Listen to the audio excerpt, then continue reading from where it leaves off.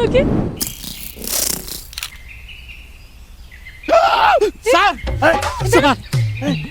ഒരു വന്യമായ പുലിയിലെ ഫോട്ടോ കിട്ടി സാർ. ഇവിടെ നോക്കട്ടെ.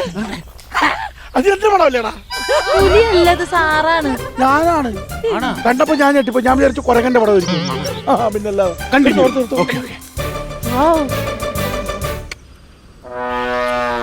എടാ അവിടെ നോക്ക്. എടാ സിംഹത്തിന്റെ ഗർജനം. സിംഹത്തിന്റെ ഗർജനോ? സിംഹത്തിന്റെ ഗർജനം ഒന്നല്ല, ദേ കൂർക്കം വലിച്ചു കിടന്ന് ഉറങ്ങണ്. സാറാ സാറേ അങ്ങോട്ട് പോണേനും മുമ്പ് ഉറങ്ങിയ സാറേ? സാറെന്തിനാ കൂർക്കം വിളിച്ച് ഉറങ്ങണ? ഞാൻ കൂർക്കം വലിച്ച് ഉറങ്ങിയതല്ല. ഞാനേ ഈ സാധനം മണപ്പിച്ച് നോക്കിയാണ്. എന്താണ് ഈ സാധനത്തിന്റെ പേരെന്ന് പറയാമോ? അല്ല സാർ ഒരു അങ്ങനെ ചോദിക്കുന്നത് നമുക്കറിഞ്ഞൂടെ? ഇതാണ് ആനയുടെ കാഷ്ടം. അല്ല, ആനയുടെ അപ്പി. ആനയുടെ അപ്പിയും കാഷ്ടവും ഇച്ചിച്ചൊന്നും അല്ല, ഇതാണ് ആനപ്പിണ്ടം. ഈ പിണ്ടത്തിന് നോക്കിയാൽ അറിയാം അരമണിക്കൂറിന് മുമ്പ് ഇട്ടതാണ്. അതെന്താണ് സമയം എഴുതി വെച്ചിട്ടുണ്ടോ പിണ്ടത്തില്? അതല്ലെന്ന്, അരമണിക്കൂറിന് മുമ്പ് ഈ പിണ്ടം ഇവിടെ ഇട്ടിട്ട് പോയതാണ്. ആരാനെ? അല്ല, ഞാൻ ഇട്ടിട്ട് പോയത്. ഈ പിണ്ടത്തിൽ നിന്ന് നമുക്ക് മനസ്സിലാവുന്നത് ഈ 1/2 കിലോമീറ്റർ ചുറ്റളവിൽ എവിടെയോ ആന ഉണ്ടെന്ന്. ഒരു ഓന്ത്, ഒരു തവള, ഒരു പാമ്പ്. സാർ ആരെയും നോക്കാതെ ഫോട്ടോ എടുത്ത് കണ്ട? അതെ, ഈ ഫോട്ടോകൾ പതിഞ്ഞത് എന്റെ ക്യാമറയിലല്ല. എനിക്ക് അല്ലേലും അറിയാം, നീ നോക്കാണ്ട് എടുത്ത് ഇതൊന്നും പതിയാ മോണിലൊന്നും. ആണല്ല, ഇതെന്റെ മനസ്സിൽ പതിഞ്ഞ ഫോട്ടോകളാണ്. നോക്കിക്കോളൂ, കണ്ട ഒരു സിംഹവാലൻ കുരങ്ങൻ. അത് സാറല്ലേ? ഞാനാ മാറിപ്പോയി. ഇത് നോക്കൂ, ഇത് കണ്ടോ പാമ്പ്, ഇത് കണ്ടോ ഒരു ഒച്ച്. അത് ഏത് കൊച്ചാണ് നോക്കട്ടെ? ഒച്ചല്ല, ഒച്ച്. അല്ല സാറേ, ഞാനൊരു കാര്യം ചോദിച്ചോട്ടെ? നമ്മൾ ഈ സാറിങ്ങനെ നോക്കാതെയാണല്ലോ അങ്ങോട്ടും ഇങ്ങോട്ടും ഒക്കെ എടുത്തത്. ഇങ്ങനെ എടുത്തിട്ട് എങ്ങനെ സാർ ഇത്രയും കറക്റ്റ് ആയിട്ട് ഫോട്ടോ കിട്ടുന്നത്? അത് മറ്റൊന്നുമല്ല, നമ്മൾ ക്യാമറ ഓൺ ചെയ്ത് വെച്ച് കഴിഞ്ഞാൽ മനുഷ്യനായാലും ഏത് ജീവികളായാലും ക്യാമറയ്ക്ക് പോസ് ചെയ്യും. ഭയങ്കര വെറൈറ്റി ഫോട്ടോയാണ് സാർ എടുക്കുന്നത്. അതെ അതെ അതെ, സാധാരണ എല്ലാവരും ഫോട്ടോ എടുക്കുമ്പോ ഇപ്പൊ കുരങ്ങന്റെ ഫോട്ടോ ഒരു ഫോട്ടോഗ്രാഫർ എടുത്താൽ കുരങ്ങൻ ഇങ്ങനെ ഇരിക്കും. അതേസമയം ഞാൻ എടുക്കുകയാണെങ്കിൽ കുരങ്ങൻ എങ്ങനെ ഇരിക്കും അറിയാമോ? നമുക്കെന്താണ് സാർ ഇത്രയും നീളമുള്ള ലെൻസ്? ഇത്രയും നീളമുള്ള ലെൻസ് ഉപയോഗിച്ച് ഫോട്ടോ എടുത്താൽ നമുക്ക് സിംഹത്തിന്റെ ഫോട്ടോ എടുക്കാം. ലെൻസിന്റെ നീളം കുറയും തോറും നമ്മുടെ ഫോട്ടോ എടുത്ത് നാട്ടുകാർ ഭിത്തിയിൽ വയ്ക്കും. മാത്രമേ കൊല്ലുവന്ന് സിംഹം. അല്ല, ഞാൻ വേറൊരു സംശയം ചോദിച്ചോട്ടെ? ഈ ആൺസിംഹത്തിനെ പെൺസിംഹത്തിനെ എങ്ങനെ കണ്ടാ തിരിച്ചറിയാൻ പറ്റും? അയ്യോ, എന്ത് ചോദ്യമാണ് ഇതൊക്കെ. അതായത് ഇപ്പൊ നമ്മളൊരു സിംഹക്കൂട്ടങ്ങളെ കാണുകയാണ്. അപ്പൊ അതില് ജടയം വളർത്തി താടിയം വളർത്തി എന്ന് പറഞ്ഞ ചാടുവ ഏൽപ്പിച്ച് വരുന്നത് ആൺസിംഹം.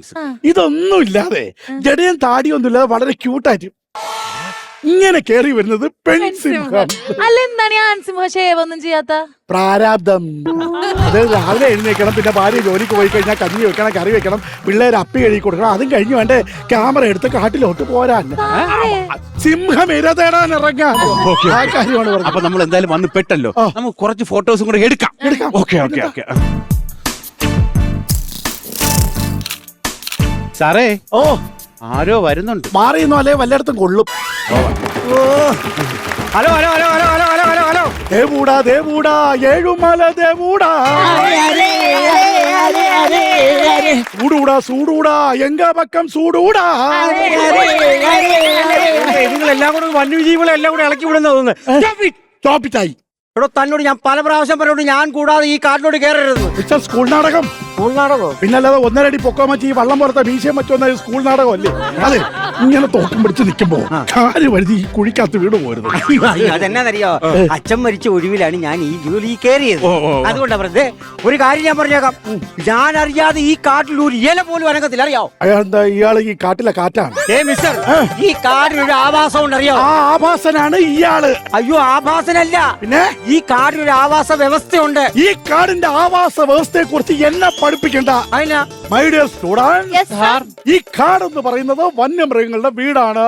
സോ നമ്മളിപ്പോ നിൽക്കുന്നത് സിംഹത്തിന്റെ ബെഡ്റൂമിലാണ്. അങ്ങനെയാണെങ്കിൽ ക്യാമറ മാറ്റി വെക്കേണ്ടി വരും. എന്തിന്? സിംഹം ആയാലും ബെഡ്റൂമിൽ കൊണ്ട് ക്യാമറ വെച്ച് കഴിഞ്ഞാൽ കളിപ്പാവും. അത് കളിപ്പാവും. കുളിമുറിയിലാണെങ്കിൽ ഞാൻ സഹിക്കും, പക്ഷെ ബെഡ്റൂമിൽ ഞാൻ സഹിക്കത്തില്ല. അല്ല സാറേ, ഞാനൊരു സംശയം ചോദിച്ചോട്ടെ? എന്താണ്? ഇത്രയും വലിയ വീടുള്ള സിംഹം എന്തിനാ കാട്ടി തെണ്ടി തിരിഞ്ഞ് നടക്കണ? ഇതിനകത്ത് കട്ടൻ ചായ ഒഴിച്ചിട്ട് ഞാൻ ഇറങ്ങി പോട്ടെ. അത് കുറെ നേരമായി ഇങ്ങനെ തുടങ്ങി. എന്നാ മണം പിടിക്കുന്നത് സാറേ?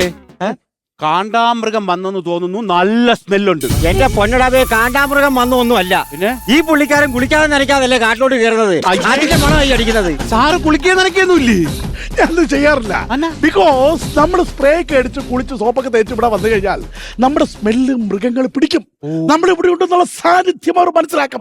അതേസമയം നമ്മൾ നാറിയാണ് കയറുന്നതെങ്കിൽ മൃഗം ആകെ കൺഫ്യൂഷൻ ആവും. സിംഹമൊക്കെ പാറപ്പുറത്തെടുത്ത് ഇങ്ങനെ ആലോചിക്കും, ഇതാരാ നാറ്റോടാ നാറ്റോടാ എന്നാലോചിച്ച് ഈ കൺഫ്യൂഷൻ ആവുന്ന സമയം കൊണ്ട് നമുക്ക് എസ്കേപ്പ് ആവാം. ഈ നാറ്റം പോകുന്നതിന് മുമ്പ് എത്രയും പെട്ടെന്ന് കാട് ഇറങ്ങുന്നതായിരിക്കും നല്ലത്. അതെന്താ? നമുക്ക് പോയേക്കാം. വാ. അല്ല സാറേ, നമ്മൾ വന്നത് ഒരു ജോലിക്കാണ്. സാറ് പൊക്കോ. അതെ, നിങ്ങൾ പോകാം. നിങ്ങൾ വരാതെ എനിക്ക് പോകാൻ പറ്റത്തില്ല. അതെന്താ നമ്മളെ കൊണ്ടേ പോകണമെന്ന് സാറിന് ഇത്ര നിർബന്ധം? എന്റെ പൊന്നടവേ, നിങ്ങളെ തിരക്ക് ഞാൻ ഈ കാട് മുഴുവൻ തിരക്കി വന്നിട്ട് എനിക്ക് തിരിച്ചു പോകാനുള്ള വഴി എനിക്ക് പോകാൻ ഞാൻ മറന്നുപോയി. അറിയാവോ? വഴി മറന്നുപോയി. ഒന്നുകൊണ്ടും പേടിക്കണ്ട. ഈ കാടിന്റെ മുക്കും മൂലയും വരെ കറക്റ്റാണ് അറിയാവുന്നുള്ള നമ്മളെ സാറല്ലേ കൂടെ നിൽക്കുന്നത്. പുള്ളിക്കറിയാം കേട്ടോ. നിങ്ങൾ ടെൻഷൻ അടിക്കേണ്ട കാര്യമില്ല. ഒരു കാട്ടാന കുണുങ്ങി കുണുങ്ങി പോകുന്നുണ്ട്. ആ ആനയുടെ പുറകെ പോയാൽ നമുക്ക് നാട്ടിലെത്താം. സാർ എന്തോന്ന് സാറേ പറയുന്നത്? അത് കാട്ടാനല്ലേ, അതിന്റെ പുറകെ പോയാൽ നമ്മൾ എങ്ങനെ നാട്ടിലെത്തും? എടാ, കാട്ടാന മുഴുവൻ ഇപ്പൊ നാട്ടിലല്ലേ, അതിന്റെ പുറകെ പോയാൽ കൃത്യമായി നാട്ടിലെത്താം. നാട്ടിലോട്ടുള്ള വഴി നമുക്കറിയില്ലെങ്കിലും കാട്ടാനയ്ക്ക് നാട്ടിലോട്ടുള്ള വഴി കൃത്യമായി അറിയാം. Follow me.